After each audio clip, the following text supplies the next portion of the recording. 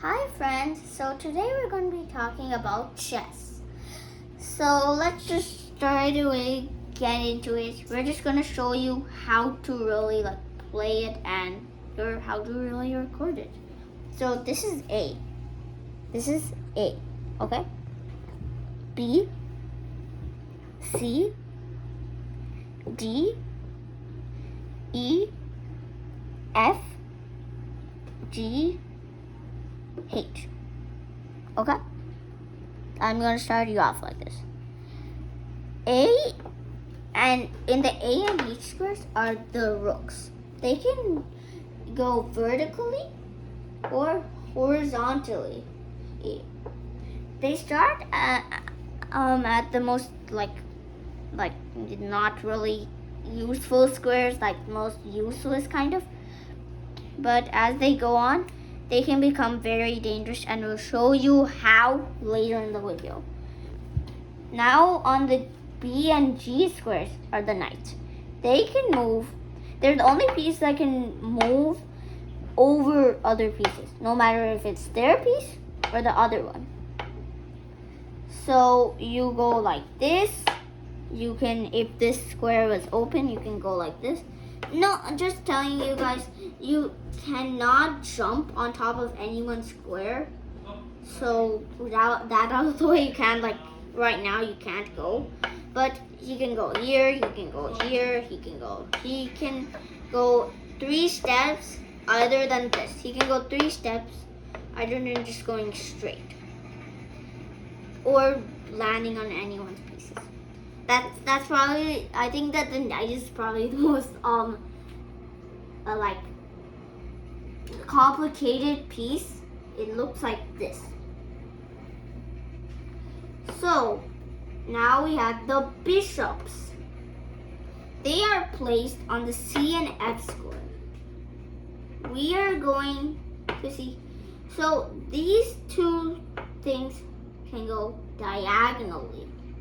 They can go, they're dangerous sometimes, because let's say that this D pawn goes out.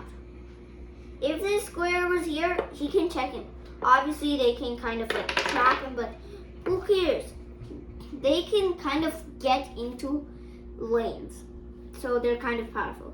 Now we're going to be talking, they look like this if you forgot about it.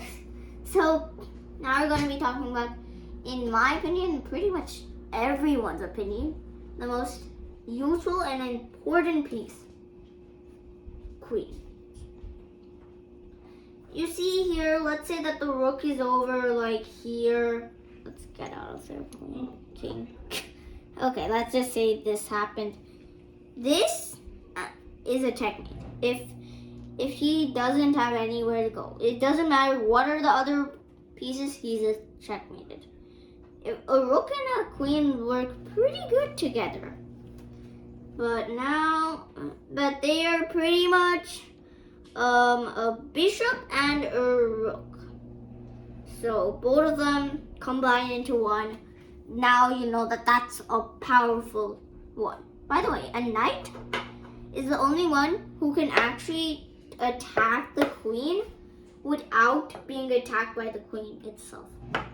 So now we have by the way, the queen looks like this.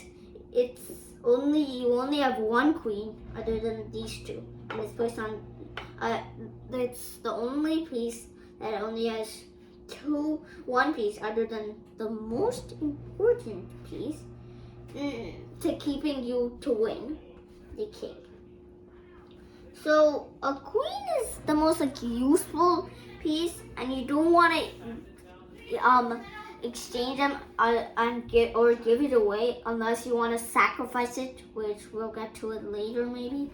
You just give it away for free to expose this king out. And king can move anywhere, but they could move anywhere once. They're the piece, if you checkmate the king, which means that you attack it, let's say this happened, and you defend it, and the king has nowhere to go, you win the game. So, and now the pawns. you can move 2 squares. Here's at the first one, but that's the only one. If you're wondering, okay, maybe you can go like this, but you can move it again. No, you're wrong. You can move this pawn 2 squares. You don't have to move it 1 square. You can move. Every pawn gets its own 2 square move, if you know what I mean. And there are a full 8 pawns on the board. They look like this. And by the way, back to the recording. This is the 1 file. 1, 2, 3, 4, 5, 6, 7, 8.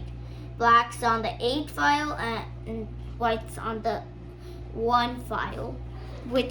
So both of the colors are black and white.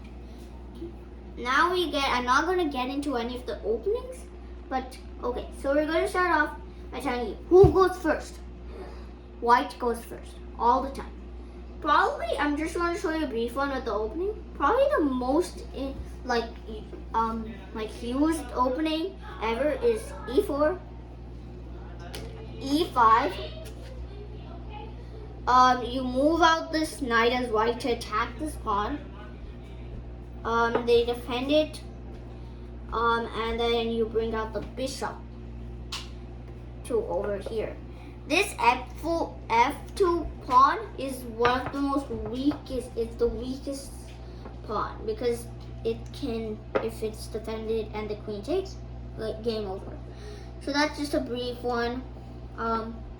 So chess, I think it was made in India in the 8th century AD. Just gonna tell you that. So now you obviously know how to play chess. So obviously you can now you can also gambit a pawn like this, this, and this. What you're trying to do is just checkmate the king. Or if you don't think that you are going to be able to win, you can just give up and resign. So resigning is like giving up. If you can't memorize the A, B, D, C, I think if you play on the computer, in any site, I think I play on chess.com. I told you guys in the end of the video, I'm going to tell you how to get your rook into motion. So let's say that both of these two things are out. My bad. Okay, you move your king over here, 2 squares, and then your rook jumps all the way over the king. This makes them more good into the action because out of here they can more useful because the king is going to be somewhere near here. So you write this as O and O and O and O if you castle, which is called kingside. So let's say that all of these pieces were out. I'm just putting them. No, not. I'm just putting these random places. Then this you can castle. You can still castle. Your king goes still 2 squares, but your rook still jumps over it. This you write it as O to O to O. So now you just that. You can obviously resign. But a tip I want to give you is to develop your pieces. Go develop your pieces. Get out your knight. Get out your bishop. Both your bishop. Then castle. This brings your king to more safety. And you can now launch an attack. By the way, let's say that the bishop is on. I can't do it with this one. I need the dark sword. There's white and black squares, dark squares. So this one, it makes it harder. Obviously, you can just counter it by moving the knight.